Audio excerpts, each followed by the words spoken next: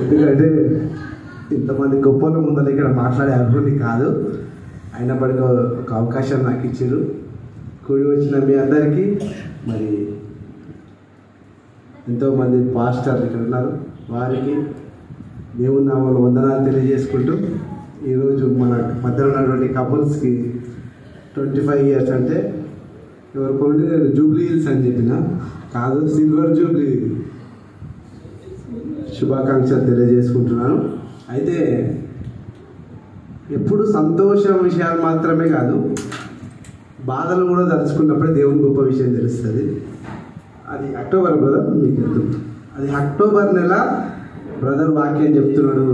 సడన్గా అది అనుకోకుండా అయ్యగారికి మరి కొంచెం డిస్టర్బ్ అయిపోయాడు, కళ్ళు తిరుగుతున్నాయి.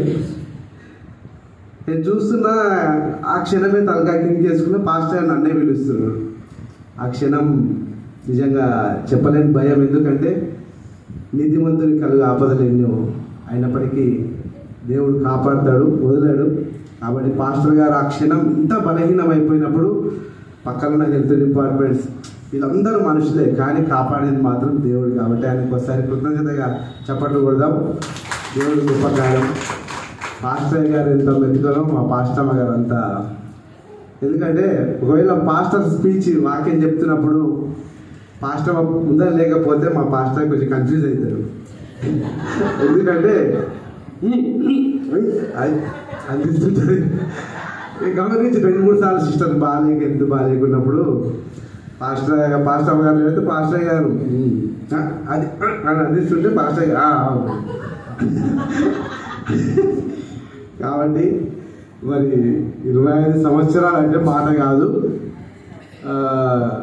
ఒక చిన్న జోక్ చెప్పి నేను ముగిస్తాను. ఇట్లనే టీవీలలో బ్రూ అడ్వర్టైజ్మెంట్ వస్తుంది, ఆడవాళ్ళు కాఫీ చేయరు, మొత్తం మగవాళ్ళే కాఫీ చేస్తారు. మళ్ళీ ఎప్పుడైనా టీవీలో వస్తే గమనించండి. అయితే నాలాంటి వాడే నా భార్య వచ్చినాక ఇట్లనే ప్రతిరోజు కాఫీ తాపాలనుకున్నాడు. ఆమె కాఫీ అలవాటు చేసి మంచిగా కలుపుతున్నాడు. దాదాపు 24-25 ఏళ్ళు అయింది. ఆమె కాఫీ ఇస్తేనే ఈమె లేచి పని చేస్తుంది. ఒకటే కాఫీ అలా అంటే ఆమె చేసేది ఏం లేదు, మిగతాదంతా ఆమె చేసుకుంటుంది. 25 ఏళ్ళ తర్వాత మరి ఆమెకి ఎందుకు కోపం వచ్చింది, ఎప్పుడు నేనే కాఫీ ఇవ్వాలి ఏంది కదా అని చెప్పి ఇక పోయిండు. అంటే ఇది ఎందుకు చెప్తున్నా అంటే మనందరి కొరకే, భార్యలను పక్క వాళ్ళతో పోల్చొద్దని చెప్పనీకి. ఎందుకంటే దేవుడు ఇచ్చిన పక్క టెంక కాబట్టి ఆమెను ఎప్పుడు ఇన్సల్ట్ చేయొద్దు. అయితే లాయర్ దగ్గర పొద్దుగా ఒక లాయర్ దగ్గరికి పోతే ఆయన ఏం చేస్తున్నాడంటే భార్య చీర ఉతికి ఆరేస్తున్నాడంట. ఇట్లా వీడు నాకన్నా అది ఉన్నాడు నాయన అని చెప్పి ఇంకోటి దగ్గరికి పోయిందంట.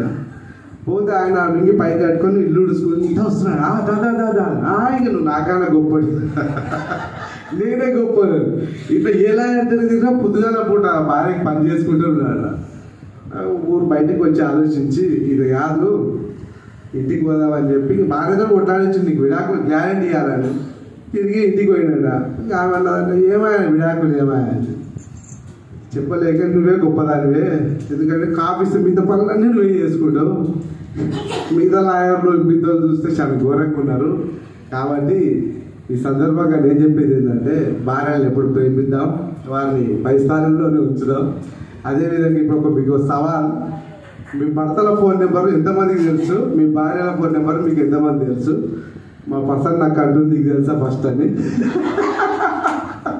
నాకు కూడా తెలియదు. కాబట్టి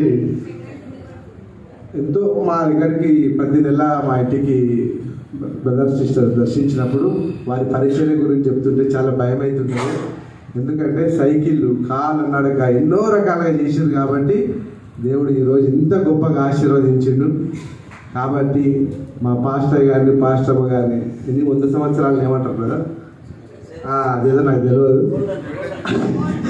అది కూడా జరుపుకోవాలని ఈ సందర్భంగా వారిని దేవుడు అధికంగా ఆశీర్వదించిన. అదేవిధంగా 3 కొడుకులు, నాకు 2 కొడుకులతో తట్టుకోలేకపోతున్నా, మరి 3 కొడుకులతో పాస్టర్ గారు ఏ విధంగా మరి దేవుని సేవ చేస్తూ వీళ్ళు పెంచులు.